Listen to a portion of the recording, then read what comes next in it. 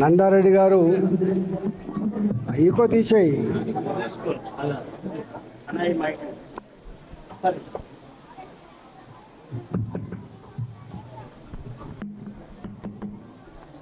చాలా రోజుల తర్వాత గొప్ప మాట విన్నా. పిల్లలు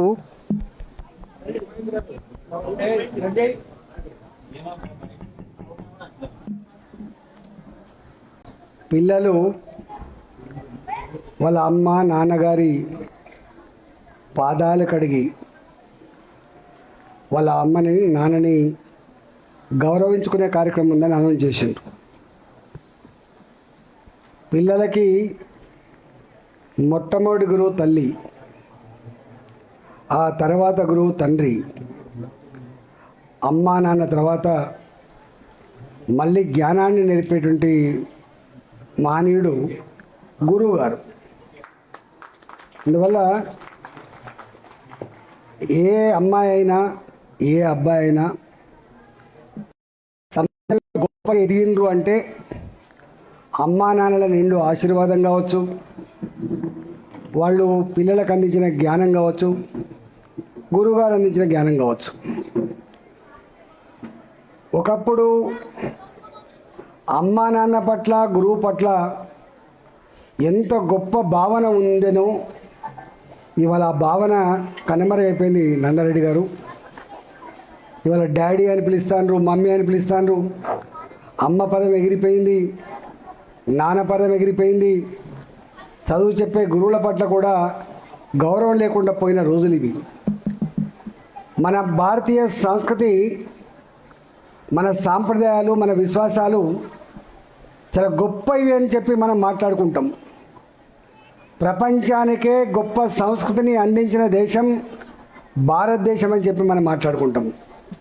భారతదేశాన్ని విశ్వగురు అంటాం, విశ్వగురు.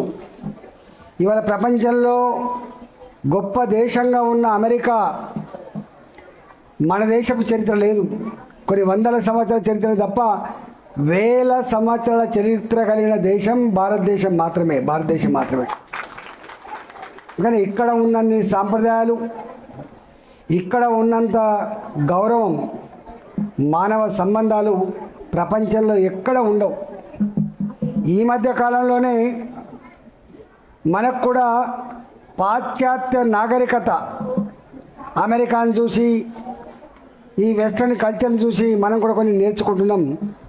కానీ అది తప్పు అని చెప్పి అలా అమెరికాలో ప్రూవ్ అయింది. మన కుటుంబాలు ఎప్పుడు కూడా ఉమ్మడి కుటుంబాలు.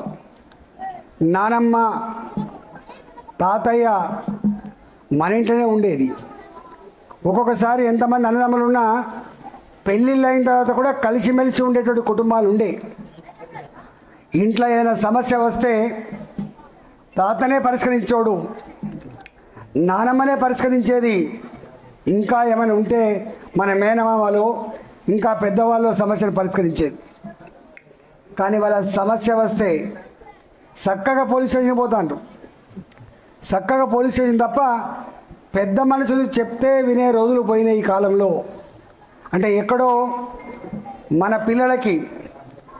పిల్లలకి తాత నానమ్మ ఏ బుద్ధులైతే నేర్పన్నో, ఏ జ్ఞానాలైతే నేర్పన్నో, అమ్మ పట్ల ఎట్లుండాలి, నాన్న పట్ల ఎట్లుండాలి, గురువు పట్ల ఎట్లుండాలి, మన ఇంటికి వచ్చే చుట్టాల పట్ల కూడా ఎట్లా ఉండాలి అనేటువంటి జ్ఞానం బోధించే వాళ్ళు తాతయ్య నానమ్మనే బోధిస్తారు.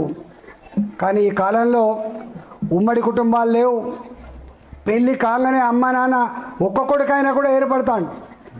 వాళ్ళ పెద్ద మనుషులేమో వేరే దగ్గర ఉంటారు, వీళ్ళేమో పిల్లలు వేసుకొని ఇంకొకళ్ళు ఉంటారు.